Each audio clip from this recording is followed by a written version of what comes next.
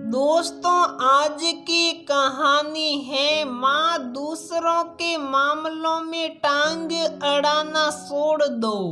दोस्तों, कहानी शुरू करने से पहले अगर आपने हमारे चैनल को सब्सक्राइब नहीं किया है तो सब्सक्राइब कर लीजिए ताकि आपके पास पहुंचे हर नया वीडियो।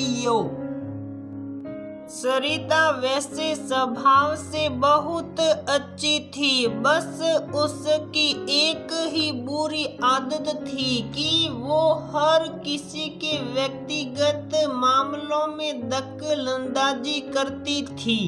चाहे वो रिश्तेदार हो या फिर अड़ोसी पड़ोसी। जैसे बच्चे घर का काम क्यों नहीं करते, बेटियों को ज्यादा देर तक घर से बाहर नहीं रहना चाहिए, बहुओं को ज्यादा छूट नहीं देनी चाहिए, वगैरह वगैरह। कई बार लोगों को सरिता की बातों से ऐतराज होता था, पर उम्र में बड़ी होने के कारण उससे कोई कुछ नहीं कहता। लेकिन उसके बेटे महेश से उसकी शिकायत करते थे कि वो अपनी माँ को समझा ले, उनके घर में ज्यादा दखल अंदाजी नहीं किया करे। महेश सरिता को समझाता तो वो यही कहती कि ठीक है, अब से किसी को कुछ नहीं कहूंगी। लेकिन आदत से लाचार सरिता फिर किसी न किसी के घर में कोई न कोई कांड कर ही आती। रविवार का दिन था। महेश नाश्ता करके सब्जी लेने निकल गया और सरिता काम वाली के साथ घर के कामों में व्यस्त हो गई, क्योंकि उसकी बहू मायके गई हुई थी। कुछ देर बाद घंटी बजी तो काम वाली ने दरवाजा खोला। गुस्से से लाल पीला महेश अंदर आया और चिल्लाने लगा, माँ कहाँ हो आप? अरे क्यों चिल्ला रहा है? सुबह सुबह बोल, क्या बात है? सरिता रसोई से बाहर आते हुए बोली, कल आप अजीत के घर गई थी। हाँ गई थी। बोल, वो तेरा दोस्त है तो क्या? उसकी माँ मेरी भी तो सहेली है। अजीत की पत्नी के लिए क्या बोलकर आई थी? क्यों, क्या हो गया? ये पूछो, क्या नहीं हुआ? अरे बताएगा भी या पहेलियां ही बुझाता रहेगा? सरिता चिंतित होकर बोली, आज मैं जब सब्जी खरीद रहा था तो अजीत मिल गया। मैंने हेलो कहा तो उसने कोई जवाब नहीं दिया। फिर जब मैंने पूछा कि क्या नाराजगी है, तब वो बोला, अरे यार, कल तुम्हारी माँ हमारे घर आकर सास बहू में झगड़ा करवा गई।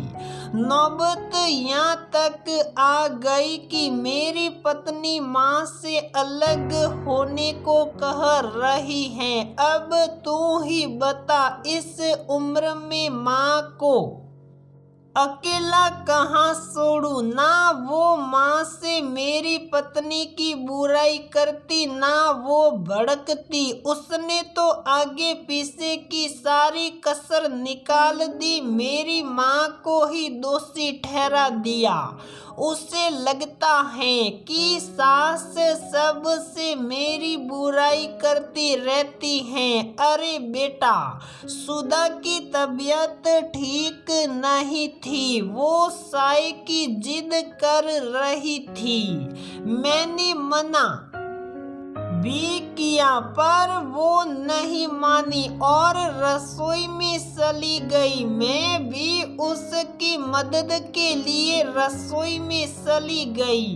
वो बेचारी तो कुछ नहीं बोली, पर जब मैंने देखा कि उसकी बहू फोन पर बतिया रही है और मेरी सहेली बुखार में भी काम कर रही है, तो मुझसे रहा नहीं गया। मैंने सुधा को बोला कि तूने अपनी बहू को बहुत सर चढ़ा रखा है, खुद ही सारे काम करती रहती हैं। बहुओं को इतनी छूट नहीं देनी चाहिए। इतने में उसकी बहू रसोई में आ गई। उसने मेरी बात सुन ली और सास पर गुस्सा करने लगी।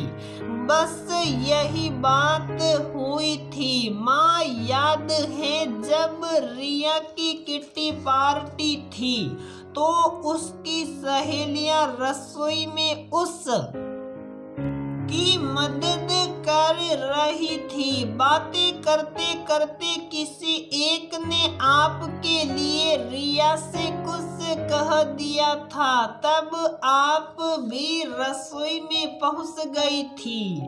आपने उस सहेली की बात सुन ली थी। उस दिन आप रिया की सहेली पर कितना भड़की थी कि इस तरह सास की बुराई बहू से करके हमारे परिवार की एकता को तोड़ने की कोशिश कभी मत करना। और आज खुद ही किसी के परिवार की एकता को तोड़ आई। आपको पता है ना, रिया अजीत की पत्नी की अच्छी दोस्त है।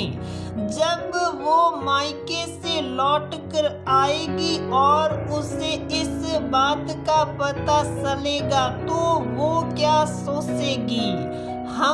मुझे कोई फर्क नहीं पड़ता कि वो क्या सोचेगी।